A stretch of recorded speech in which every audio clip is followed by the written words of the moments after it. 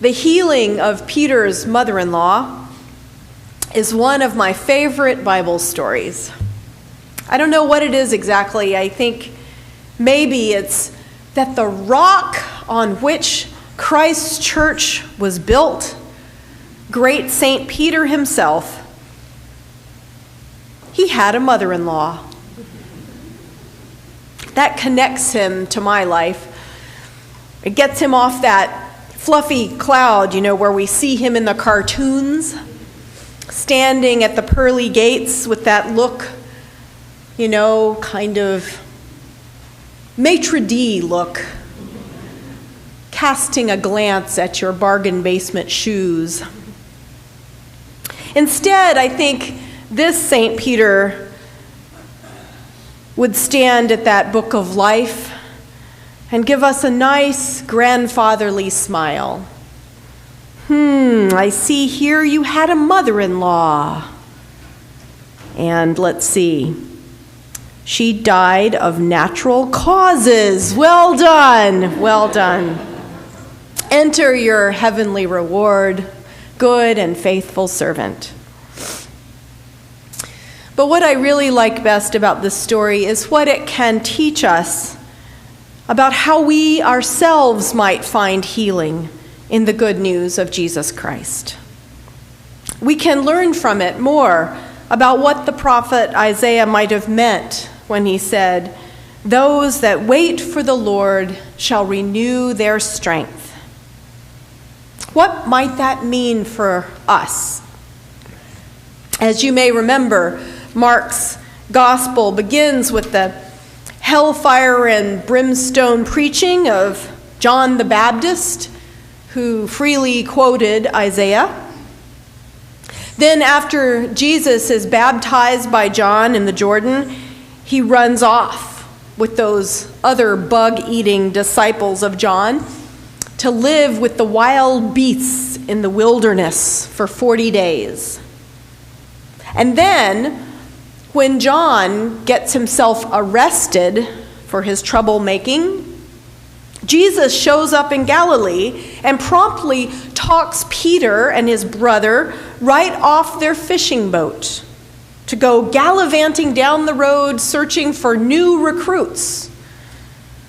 It's not hard to imagine how this idea would have seemed to Peter's wife and her mother. Here he had a nice, safe, secure job and a good life, probably with a house full of kids to support, and he just up and drops it all to run off with some crazy zealot, get himself arrested, probably killed. Through the stained glass of our good Bible hindsight, the disciples deciding to follow Jesus seems like a pretty good idea.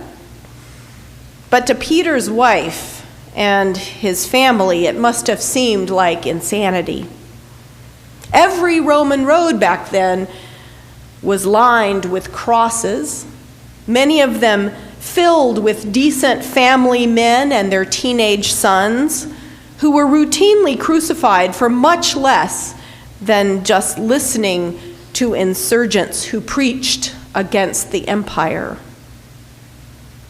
And here the first thing Jesus does in the text that comes before the one we read today, Jesus goes and makes a big scene at the local synagogue, casts out a demon out of a crazy man. He doesn't even bother to keep a low profile in his hometown. And after that, he shows up at Peter's house. Remember what it says? As soon as they left that synagogue, they entered the house of Simon and Andrew with James and John. But Peter's mother-in-law was in bed with a fever. Her daughter's husband ran off with a troublemaker and then had the nerve to bring the whole gang home for dinner. We can see why anyone in that situation might have needed to go to bed for a while with a sick headache. I think I'd need to cool off a little. Let them heat up their own blinking leftovers. We forget that although beliefs and customs do change over time, human nature stays a lot the same. People have always been wary of new ideas. Older folks like me have always looked with a little askance at the energy and idealism of young guys like Jesus and Peter. Occupied nations have always been divided between brave resistance fighters and others who get beaten down, who become cynical or discouraged by their oppression. Just watch Casablanca again, as John and I did last night, if you need a reminder of how times do try the human soul. But everyone is hungry for a healing word of hope. The angry, the cynical, the depressed. The good news for those of us who need some kind of healing, those of us like Peter's mother-in-law, is that the Lord is strong enough to lift us up. Do you have emotions that oppress you? Do you have problems that bind you? Do you have burdens that weigh you down? We need to let the Lord come to our bedside, take us by the hand, and renew our strength. The good news of our faith, repeated here in both Isaiah and Mark, is that the Holy Spirit has the power to lift us up on wings like eagles.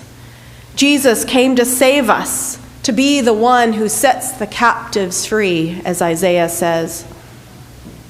But how exactly does that happen? What can we learn about our own healing from the story of Peter's mother-in-law? What does she do or not do to make her healing possible? And what does Jesus do or say when he lifts her up?